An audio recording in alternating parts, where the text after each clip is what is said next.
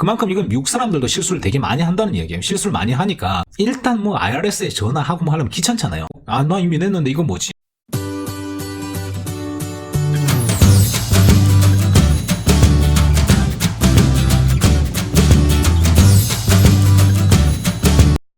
안녕하세요. A정입니다.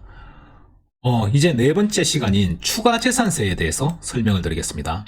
집을 샀을 때 거의 무조건 날아오는 세금인데 에스크로에서 이미 세금을 지급했다고 생각하고 안 내고 있다가 낭패를 보시는 분들이 생각보다는 좀 자주 있습니다. 이번이 네 번째 시간인데요.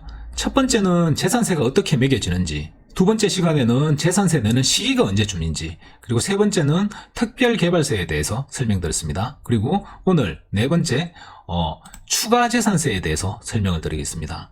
추가재산세는 에스크로가 끝나고 난 뒤에 카운티에서 바이어한테 발송이 됩니다. 추가재산세는 셀러가 내던 재산세와 바이어가 새로 구입한 집의 가격이 달라지잖아요. 그래서 재산세율의 차이에 대해서 바이어가 내야 하는 세금이 나중에 날아오는 세금의 종류를 이야기를 합니다. 예를 들어서 설명을 드리겠습니다. 숫자는 최소한으로 간결하게 1차원적으로 설명을 드리겠습니다. 그리고 기본 세금은 계산하기 쉽게 1%로 계산을 하겠습니다. 예를 들어서 설명드리겠습니다. A가 집을 100만 불에 사가지고 살고 있었습니다. 1년에 10,000불의 재산세를 내고 있었다고 치고요. 그 세금을 1%라고 그냥 계산을 했을 때요. 근데 몇 년 뒤에 B한테 150만에 팔았습니다. 그러면 B는 150만에 대한 세금인 15,000불을 내야 되겠죠. 근데 세금 고지서가 10,000불짜리가 날아오는 경우가 있습니다. 혹은 에스크로우 안에서 A가 그 해에 내야 될 돈을 이미 다 냈습니다. 10,000불을. 그러면 A는 10,000불을 내고 있지만 B는 15,000불을 내야 되는 거 아닙니까? 그래서 이 차액, 그러니까 15,000 마이너스 10,000불 해가지고 5,000불, 이 돈이 B한테로 날아오는 겁니다. 이게 추가재산세입니다. 서플먼트 텍스라고 하죠. 그리고 가사 예를 들어가지고 B가 C한테 70만에 팔았습니다.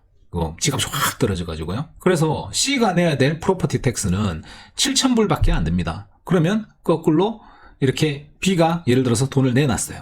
혹은 B이 이렇게 날아왔어요. 그 나중에 7,000불, 15,000 마이너스 7,000불 하면 얼마죠? 8,000불인가?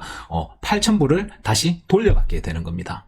이걸 서플먼트 텍스, 추가재산세라고 합니다. 앞의 영상 두 번째 세금 내는 시기에 대해서 말씀드렸다시피 미국의 재산세 기간은 7월 1일에서 6월 30일까지입니다. 그래서 만약에 12월 1일 날 클로징을 한 날짜라 그러면 7월 1일부터 11월 30일까지는 셀러가 셀러의 세금을 내는 것이고요. 그러니까 7, 8, 9, 10, 11, 5개월이죠. 5개월은 자기가 살았으니까 자기 세금을 내는 겁니다. 그러니까 12월 1일부터 6월 30일까지 7개월은 바이어가 바이어 세금을 내는 것입니다. 마찬가지로 바이어가 이 7개월 동안 살았으니까 자기가 낼 세금을 내는 겁니다. 바이어의 세금이 더 높으면 바이어가 추가 세금을 내야 되는 거고요. 셀러가 세금을 낸 경우 바이어의 세금이 셀러의 세금보다 낮으면 그만큼 돌려받는 겁니다. 에스크로우에 끝날 때 셀러의 기준으로 한 재산세는 이미 비례배분 방식으로, 그러니까 프로레이션이라고 하죠. 프로레이션 방식으로 지불이 됐을 경우가 대단히 많습니다. 거의 대부분이라고 보시면 됩니다. 그러니까 바이어는 보통의 경우 바이어는 별도로 날아오는 추가재산세만 내면 됩니다. 이걸 서플먼트 텍스, 추가재산세라고 합니다. 이게 왜 이렇게 되냐면요. 재산세는 항상 카운티 정부의 회계연도, 아까 말씀드렸다시피 회계연도는 7월 1일부터 6월 30일까지입니다.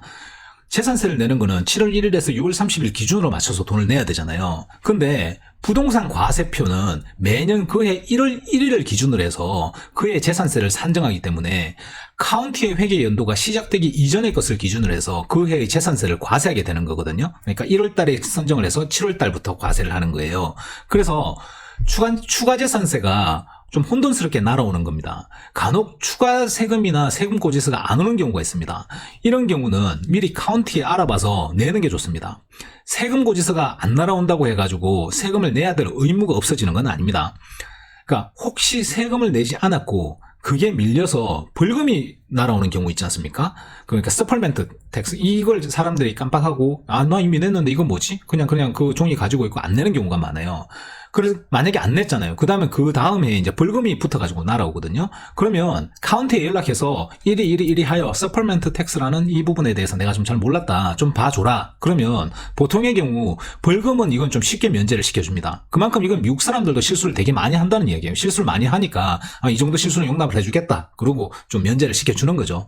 그러니까 세금 고지서가 오지 않는다고 해서 그냥 괜찮다고 그냥 내버려 두지 마시고요. 일단 뭐 IRS에 전화하고 뭐 하려면 귀찮잖아요. 그러니까 10월달 정도 되면 좀 적극적으로 내야 될 세금에 대해서 좀 찾아보시기를 권해드립니다. 그게 아니라 그러면 집을 같이 샀던 바이어 에이전트 있으시지 않습니까? 그 본인 에이전트한테 미리 이렇게 이야기를 해가지고 이렇게 어떤 부분을 준비를 해야 되는지 미리 이야기를 해가지고 미리 준비를 할 수 있게끔 이렇게 해보시기를 좀 부탁드립니다. 그게 맞습니다.